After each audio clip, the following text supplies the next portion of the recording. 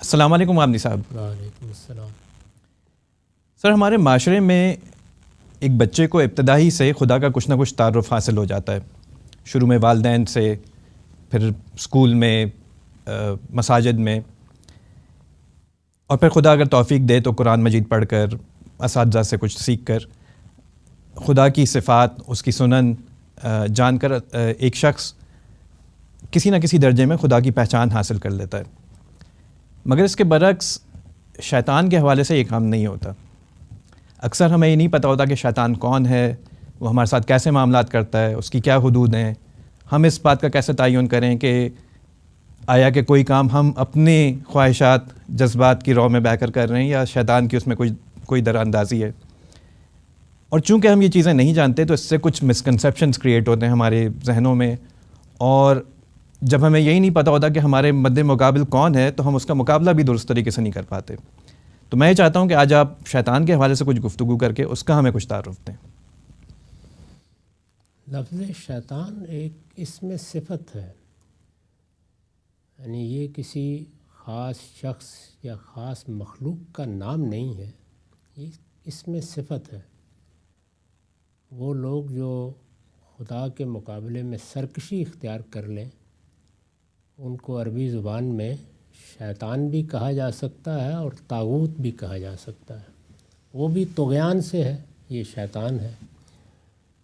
تو سرکشی اور تمرد اختیار کرنے والوں کے لیے یہ اسم صفت یا ایک ایڈجیکٹو ہے جو عربی میں استعمال ہوتا ہے۔ ٹھیک ہے۔ تمرد اور سرکشی میں اختیار کروں، آپ کریں، کوئی انسان کرے، کوئی فرشتہ کرے، کوئی جن کرے، سب کے لیے استعمال ہو سکتا ہے، اور قرآن مجید میں استعمال ہوا ہے، سب کے لیے استعمال ہوا ہے۔ تو اس لیے شیطان کو کوئی الگ مخلوق نہیں سمجھنا چاہیے اس طرح سے۔ یہ تو ایک صفت ہے، جس میں بھی پیدا ہو جائے گی اس کو شیطان کہا جا سکتا ہے۔ ہمارے دیہات میں تو گدھے کو بھی کہتے تھے۔ تو اس لیے یہ ایک صفت کا اظہار ہے، وہ آپ کسی کے بارے میں بھی کر سکتے ہیں۔ اب اس کے بعد ابلیس جس کو کہا جاتا ہے، جی، اس کی حقیقت قرآن سے سمجھ لینی چاہیے۔ یعنی اللہ تعالیٰ نے جب اس دنیا کی ابتدا کی ہوگی تو ہم سے پہلے جو مخلوقات اس میں بنائی گئیں ان میں فرشتے ہیں، ہم نہیں جانتے کب، لیکن بہرحال وہ اللہ کی ایک مخلوق ہے، اور ارادہ و اختیار رکھنے والی مخلوقات میں سب سے بلند تر مخلوق ہے، سب سے برتر مخلوق ہے۔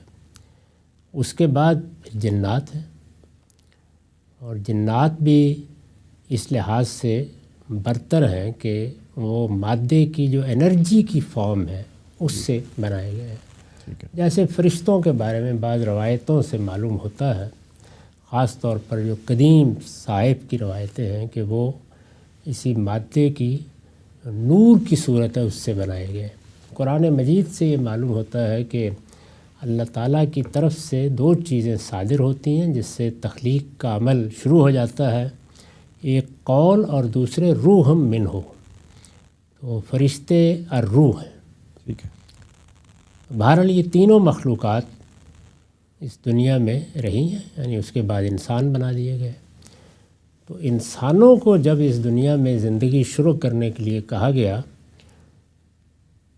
تو اس میں ایک امتحان برپا ہوا۔ وہ امتحان کس لیے برپا کیا گیا؟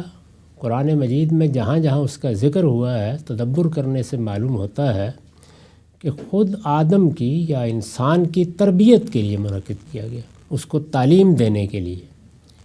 امتحان یہ تھا کہ اللہ نے ایک مخلوق بنائی ہے، خلقت کے لحاظ سے وہ سب سے برتر مخلوق نہیں ہے، یعنی فرشتے سب سے برتر ہیں، اس کے بعد جنات ہیں، اس کے بعد انسان بنایا ہے۔ اور اگر ترتیب کے لحاظ سے دیکھا جائے تو جو ان کی خلقت کا مادہ بظاہر معلوم ہوتا ہے اس میں بھی یہی واضح ہوتا ہے کہ اسی طرح سے ان کی حیثیت ہے۔ تو برتر مخلوقات کو اللہ تعالیٰ نے حکم دیا کہ وہ اپنے سے اس کمتر مخلوق کے سامنے سجدہ ریز ہو جائے۔ یہ امتحان تھا، اطاعت کا امتحان۔ اطاعت کا امتحان ظاہر ہے کہ اسی طرح لیا جاتا ہے کہ جس میں آدمی کے پاس تمرد کی وجہ موجود ہو. ورنہ تو اطاعت کے کیا معنی ہیں؟ جی. یعنی تمرد کی وجہ یا سرکشی کی وجہ یا انحراف کی وجہ کبھی خواہش ہوتی ہے، کبھی جبلتوں کے وفور سے آدمی یہ کرتا ہے، اور انانیت، اور اسی طرح سے بعض دوسری چیزیں. تو فرشتوں نے اس میں اپنی کوئی تحقیر نہیں سمجھی. انہوں نے یہ خیال کیا کہ ہم جیسی بھی برتر مخلوق ہیں، اللہ تعالیٰ کے سامنے ہماری کیا حیثیت ہے. ہمیں یہ کہا گیا ہے وہ کسی اونٹ کے سامنے، کسی مٹی کے ڈھیر کے سامنے کہے تو ہم سجدہ ریز ہو جائیں گے. انہوں نے کوئی تردد نہیں کیا، سب کے سب جھک گئے.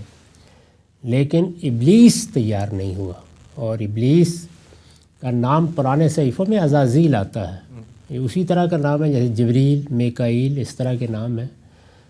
اس موقع کے اوپر اس نے انکار کر دیا اور یہ کہا کہ میں برتر ہوں، اور یہ میرے ساتھ زیادتی کی گئی ہے، اور میری انا کو چیلنج کیا گیا ہے، میں سجدہ نہیں کروں گا. تو اللہ تعالیٰ نے اس موقع پر اس کو راندہ درگاہ کر دیا. لیکن جب اس نے کہا کہ مجھے اپنا انتقام لینے کی مہلت دی جائے تو مہلت دے دی گئی. ٹھیک ہے، جاری رکھو اپنے اس مشن کو. یعنی جب قیامت ہوگی تو جنہوں نے بھی انجام کو پہنچنا ہے، انسانوں نے بھی پہنچنا، اس وقت ہم دیکھ لیں گے. اس سے گویا جنوں کے ہاں سے اس کشمکش کی ابتدا ہوئی. ٹھیک ہے. اب انسان پر آ جائیے. انسان کے بارے میں قرآن نے ہمیں بتایا ہے کہ جب اس کو بنایا گیا تو اس کے اندر دونوں طرح کے داعیات رکھ دیے گئے. اس میں دیکھیے الفاظ کیا ہیں، یعنی تقوی اور فجور. فَأَلْهَمَهَا فُجُورَهَا وَتَقْوَاهَا. وہ اپنی جبلتوں کو پابند کر کے سرکشی سے بچ سکتا ہے، اور وہ سرکش بھی ہو سکتا ہے.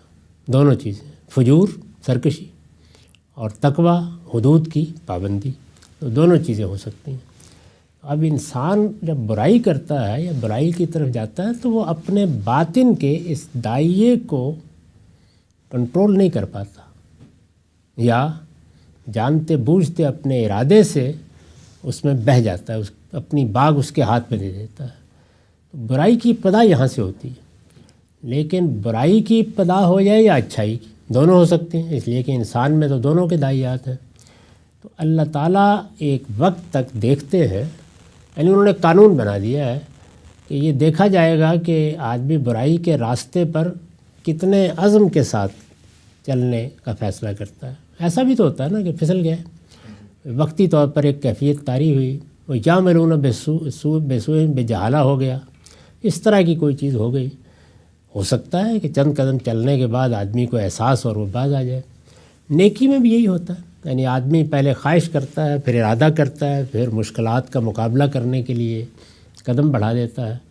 تو دونوں صورتوں میں دو مخلوقات کی تائید آنا شروع ہو جاتی ہے. یعنی نیکی ہے تو فرشتوں کی تائید، اور یہ چونکہ اللہ کے اذن سے آتی ہے تو اس کو اللہ کی توفیق سے بھی تعبیر کیا جاتا ہے. چنانچہ جن موقعوں پر اس کی ضرورت پیش آئی تو آپ کو معلوم ہے کہ وہاں پیغمبروں کو بھی یہ کہا گیا کہ 5000 فرشتے موجود ہیں اور 3000 فرشتے موجود ہیں.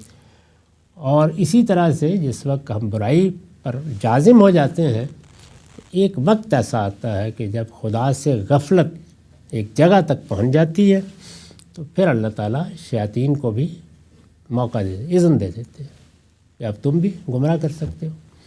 اس میں پھر ابلیس اور اس کی ذریت بھی آ کے شامل ہو جاتی ہے. ٹھیک ہے. تو اس کو عام طور پر شیطان سے بھی تعبیر کر لیا جاتا ہے، ورنہ قرآن میں شیطان اور طاغوت کے الفاظ شیطان کے لیے یعنی ابلیس کے لیے بھی آئے ہیں. ابلیس تو اس کا نام اس کے بعد پڑا جب اللہ کی رحمت سے مایوس ہو گیا. اصل میں نام عزازیل ہی ہے. تو یہ اس کی حقیقت ہے. ٹھیک ہے سر. تو یہ ہمارے ساتھ اگر معاملہ کرتا ہے کوئی کوئی شیاطین اگر معاملہ کرتے ہیں، چاہے وہ انسانوں میں سے ہوں یا جنات میں سے ہوں، تو کیا وہ ہمیں بائنڈ تو نہیں کر سکتے نا کہ ہم کوئی غلط کام کریں؟ وہ وسوسہ فی صدور الناس، وہ لوگوں کے دلوں میں وسوسہ ڈالتے ہیں. ٹھیک ہے. اب یہ آپ کا کام ہے کہ آپ اس وسوسے کو رد کرتے ہیں یا قبول کر لیں. قبول کرتے ہیں تو جس طرح آپ قبول کرتے چلے جاتے ہیں ان کو آپ کے وجود پر گرفت حاصل ہوتی چلی جاتی ہے. وہاں پر بھی دیکھیے قرآن مجید نے خاص نہیں کیا اسے جنوں کے ساتھ، من الجنت والناس، یعنی وہ جنوں میں سے بھی ہوتے ہیں، انسانوں میں سے بھی ہوتے ہیں، ٹھیک ہے، تو شیاطین دونوں طرف ہوتے ہیں۔ بہت شکریہ، بہت اچھی طریقے سے بات آپ نے واضح کر دی۔